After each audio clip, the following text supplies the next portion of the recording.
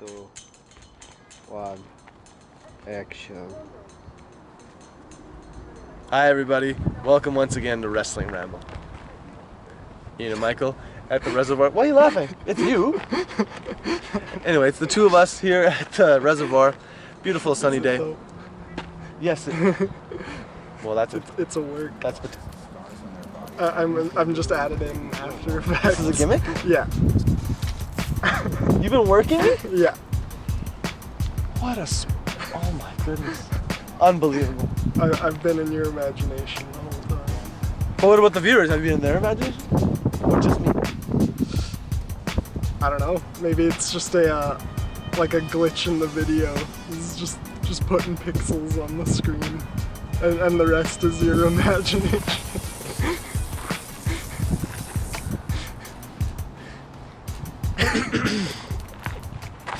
So lots to talk about this week on the show in what we are calling a S.H.I.E.L.D. special, effectively. Because if there was ever a time to focus on the three men that are now most dominant in WWE, this would have to be it. They've had a wild ride the past couple weeks. Yes, no doubt about it. Dean is the champ. Somehow, some way. Dean Ambrose, the lunatic fringe. On top of the mountain. Finally. The WWE World Heavyweight title is secured in the Ambrose Asylum. It is, locked down, really tight.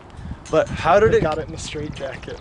I'm sure we're going to see that before long. That's going to be on a Valentine's Day card for next year. Yeah. But how exactly did the lunatic get his hands on WWE's top prize? It's a 2-year run. He's talked about it ad nauseum, but what led up to it? What led up to it was one hell of a Money in the Bank ladder match. Absolutely. Unquestionably the best one that I've seen personally. Yeah, like that one spot where there was the one ladder set up in the middle and then the two ladders on the turnbuckles, and all 6 of them were just unloading on each other. It's such a good spot. Amazing brutality. Yes, there were a lot of spots, but all 6 men got a chance to shine and look really good and take tremendous bumps. Mm-hmm. I think that was just a prerequisite. If you're going to do that match, you have to take a sickening bump. None more sickening than when Kevin took. No. That one ladder was so mangled by the end of it, because Dean Ambrose flattened it the one way and then Kevin Owens flattened it the other, basically. Yeah, absolutely. That's exactly what happened. Their backs, their poor backs. But in the end, Dean climbed atop all their backs, their broken backs, and that 15-foot ladder, and took down the briefcase, the Money in the Bank contract, became Mr. Money in the Bank. He did indeed. And then later that night, after a hellacious match between Rollins and Roman Reigns. The big dog. No, that's different. That match came before Can that. they tag eventually? I don't see why they Just be shouldn't. called the Big Dogs? They should be called the Suspenders Club. Rainbow suspenders, big spenders. Can they have a program with the vaudevillains? Why not? Rainbow suspenders versus villains? Vaudevillains? Yeah. No, Yeah. I mean that could And they could all wear suspenders. that could draw really big on a pre-show, Yeah. on an NXT pre-show. Hey now, Dolph Ziggler will have some words about that. He's not on pre-shows anymore. He's back on the main regular show. That was kind of a swerve, because they had announced it was for the pre-show, and then, yeah, Dolph Ziggler versus Baron Corbin got moved to the middle of the show. Honestly, I think it had something to do with the fact that the NBA Finals Game 7 was on at the time. Oh. And they wanted to extend the show to discourage people from changing the channel. Okay, that makes sense then. Which is kind of messed up, considering that the Money in the Bank pay-per-view is just that, a pay-per-view, or it's on the WWE Network. So if you're a real fan, like, anyway, I'm not in that perilous predicament. I just watched the pay-per-view and I thought it was fantastic. Yeah. The second half of it, Yeah. undoubtedly. But going into that finish, Mr. Money in the Bank, Dean Ambrose, cashing in as soon as the architect Seth Rollins had defeated Roman after 7 long months of rehabilitation and physical therapy. Rebuilding, redesigning. He reclaimed, He did. but only for a moment.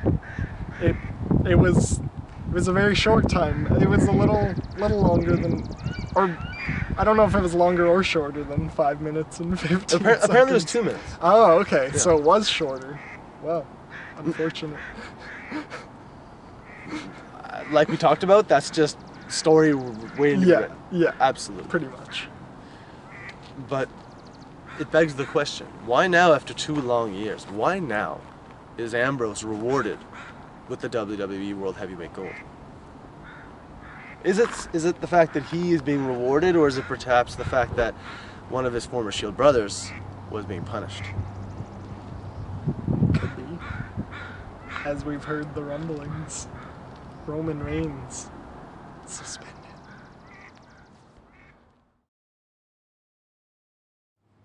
Okay, big man. All right. Shoot. So Roman Reigns, the big dog, suspended for a wellness policy violation. What was your initial speculation as to what that violation is? I just assumed it was like 420? For anybody that's thinking that, it was not marijuana. WWE's been very clear, if you get caught tested positive for THC, you will get a $2,500 fine. You will not be suspended. The same goes, apparently, they said, for if you get caught doing a DUI. Oh yeah. My first thought was that it was, some sort of steroids or something like that. I was the exact same. Yeah. I mean, they keep saying he's the biggest arms in the world, Yeah. Anyway, let's not get into it. Yeah, the big man is on the shelf for 30 days, mandatory for his very first wellness policy violation. And it leads me to thinking, at the very least, that the announcement of the wellness policy violation was very timely, considering that now Dean is the world champion only, 2 days prior to this announcement. From what I've gathered, apparently, he had this positive test even before the pay-per-view. Wow. I wonder then, because since they kept him in the Money in the Bank match, just for the story, I wonder if they'll, after the suspension, keep him in the main event.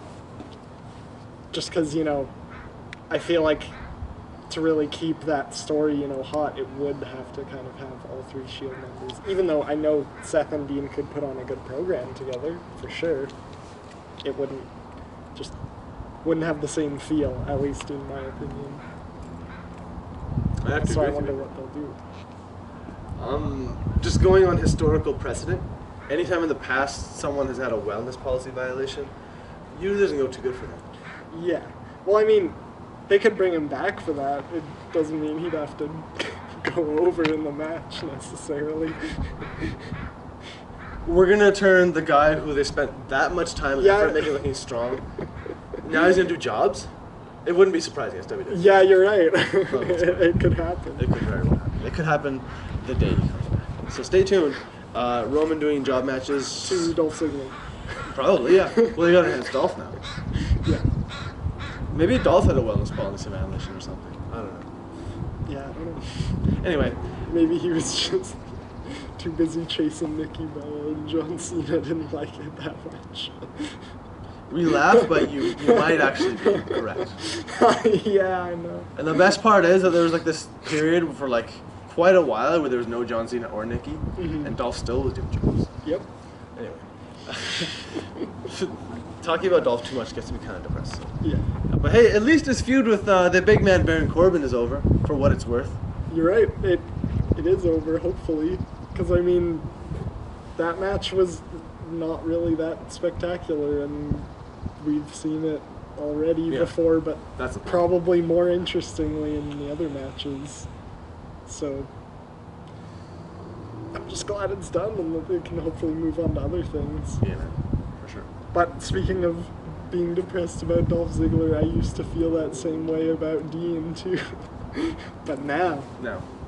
But now. Your fandom is rewarded. I know. This is what it feels like. Finally. Yes. As a fan, let me ask you a question just as a fan. Is this your favorite, is this the best moment you've had as a wrestling fan? Dean winning the world championship from Seth? I don't know. I felt like there have been way more exciting matches that I've popped way harder for, but it was a very holy shit moment. It was. It definitely was. That cash-in was we were going flawless. crazy. Yeah. I'm not the biggest Dean Ambrose fan in the world, but the fact is, the guy is amazing. And he's just burning hot at the top of the WWE right now. But Yeah, I was surprised that it didn't happen, sooner when Seth was gone.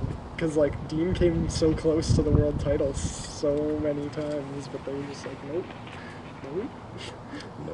yeah, I believe one of our friends on Squared Circle said last week that Dean is best when he's inches from the world title. Yeah, you're right. I disagree. Dean is best when the world title is wrapped firmly around his waist. Well, I mean, so far that's been the case, but hopefully that stays the case. Because sometimes we've seen people get titles and then they kind of like go stale with the title, basically.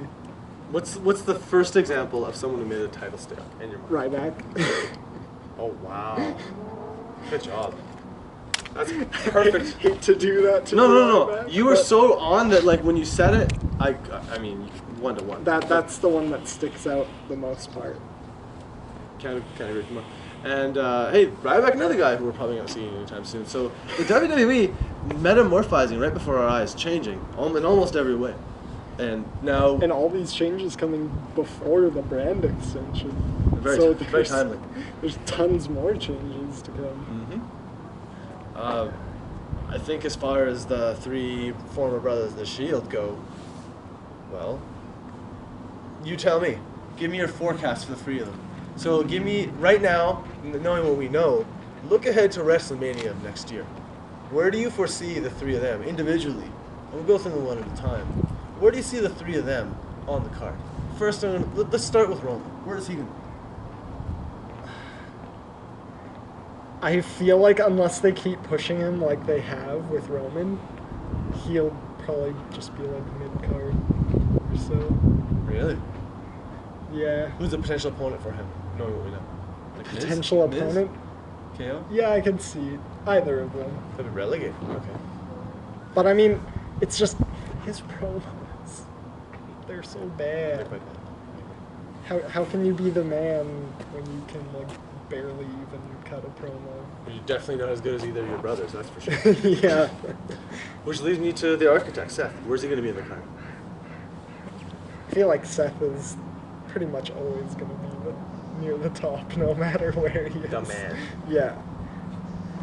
But, like, I have a feeling that, like, I wonder if they are going to get split up on the brand split. Well, Or if they're going to keep... there's three of them, so two of them have to go together. Yeah, you're right. So which two? What time will tell? Will it be Dean and Seth, and then just Roman gets cast into mid-card oblivion? I wouldn't be at all surprised if he becomes the third member of Ascension, for all I know. But, so which leads me to Dean. Where is Dean going to be in the card a year from now? Is he going to maintain this smoke, this steam, and keep it going for a year solid? Does he have a long title run in his future? Or is he going to lose it at this next pay-per-view? I feel like with Dean, really, only time will tell. Because we've seen him, like, just fireball and become white hot, and then sometimes he just has completely, like, no reaction to him whatsoever for, like, maybe a week or a couple weeks, and then he comes back and is hot again. One thing I'm impressed about is that they've managed to keep him as a babyface, and it's gone well for so long. It has. Because, like, he is someone who could play a heel damn well. Absolutely. But it hasn't happened yet. I So think they can pretty much pull the pin on that grenade at any moment. that's right. Yeah, it's kind of convenient that Roman and Seth are sort of in a moral gray area right now, and Dean is firmly a babyface. So that way, everybody has to have their cake and eat it too. Pretty Because much. everybody wants Dean to be a babyface, Yeah. and everybody seems to have a different opinion about Roman and Seth. Seth seems to be a babyface, whether people like it or not. For the just most 'cause part, yeah. Well, pretty much just that's what the reaction he's been getting has been from the crowds. I think that just about puts the button on WWE for a moment. And there's not much to say about Lucha Underground except that it was amazing and that you should watch it. It was one match for the whole show. It was a 6-man match, I believe. 6 to survive. 6 to survive. Very clever. And our hermana dominating. Oh my god. Ty looking very strong. From Victoria, British Columbia. Mi corazón. That was so sick how she did the I forget exactly how to say it, but she like bridges and then rolls over and does the double stomp. She did it 2 times. Yeah. It's so good every It's a great time. move. I was surprised that she actually got the pin when she did it the one time. On though. Evilise, yeah. Yeah. Good stuff. Guess they're gonna keep building that to an eventual big It makes feud. sense to me, yeah. Yeah. The way Matt Striker was like, these two don't like each other. Yeah. I think they'd be perfect in a feud Yeah. together. They're bad bitches. Yeah. And that's right out of the market. In their own respective Exactly. ways. Exactly. That is not a stretch or an insult for me to say that. They are self-proclaimed bad bitches. Yeah. So yeah, Lucha Underground looking as strong as ever. I think just to take it home, question number 1, what was your match of the week? My match of the week, I think. I guess just the whole of Lucha Underground. That? I'd the have to 6 to say. survive? Yeah. That's, Quite a spectacle. yeah. Lucha Underground just. I feel like it's on a whole other level lately, and it has been just week after week. It has, you're right. I think it was when they had that kill shot promo. Ever Yeah. since then, they turned the volume up. They really did. Yeah. It's like 53 They- confirmed kills. Lucha All the Underground bad has guys. definitely been 100. CN. Yeah. Yes, indeed. My match of the week, I gave you one answer earlier this week. Unfortunately, TM61 versus Blake and Murphy doesn't stack up now that I've seen the Money in the Bank pay-per-view. My match of the week, it can't be anything but the Money in the Bank ladder match. Yeah, you're right. That was incredible. Every man in that match shined, particularly Alberto Del Rio. Kevin Owens taking one of the sickest bumps I've ever seen in my The entire life. Unbreaker on the top of the ladder. See, And then see, he gets see. super kicked while he's hanging there. Oh my god. Amazing. Cesaro and Kevin with the uppercuts and the rolling cannonballs. Yeah. That sequence is perfect. Too sweet. And that being said, we've covered a lot of ground. Yeah. But today's journey isn't quite finished. I got a couple questions for you. Hit me, brother. A couple of quick questions. Question number 1. Now that we saw Paige lose to Charlotte last night on Raw in her attempt to become WWE Women's Champion, what is and also the fact that Sasha Banks is back, almost certainly she's going to chase the world title. What is the number 2 feud with the women going to be? Natalia and Becky Lynch, I guess, right now. Yeah, you're right. From what we've seen. You're right. And Natty's probably going to end up putting Becky over again. Hopefully, because. Goddamn. Yeah. Yeah. Talk about bad booking. Becky has suffered some of the most atrociously bad booking I've ever, unfortunately, had to witness. I'm sorry, Vince, but I know you watched the show. The Becky booking has been borderline, ballistically bad. Yeah, like she was looking strong for a while there, and then after that triple threat, just. Denotoriated. Yep. So I think you summed that up perfectly. Yeah. Question number 2, to take it home. In all seriousness, now that we've seen what we've seen, who do you think draws the most money for WWE of the 3 former members of the Shield? Who is most valuable to them? And I just mean from their potential to draw money. I think from who's most valuable to them from an investment standpoint, it has to be Roman, because he didn't know how to wrestle until they made him wrestle. Yeah, you're right. But as far as value from the customer, I feel like it's maybe a toss-up between Dean and don't Seth. give me that softball answer. I want to answer. Probably Seth. Just Really? 'cause- Yeah. You think he draws more money than Dean? Well, actually, no, you're right. I feel like I've seen... I didn't say it. I No, just asked you the question. I'm just saying, I feel like I see way more like Dean merch just when you look in the crowds. Yeah. Just and like I don't know why I don't think like Dean's any better than Seth like in any way, but like I guess people just like to buy Dean Ambrose merch.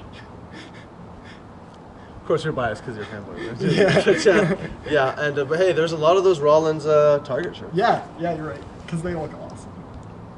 They do, and so do we. We look absolutely awesome, I think. And this episode was right on target, in my honest, humble, personal opinion.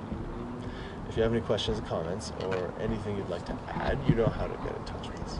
But for now, Ian has some business to attend to. I personally am not really up to anything. I'm just hanging out. But even still, we're gonna get going. Anything you want to add, Big Ben? Nothing other than ooh, ah. Yeah, just that. Just one last time because we won't see it for a while. For a little while. Yeah. But don't worry, kids. We'll see it soon, and so will we. And the big dog will be back.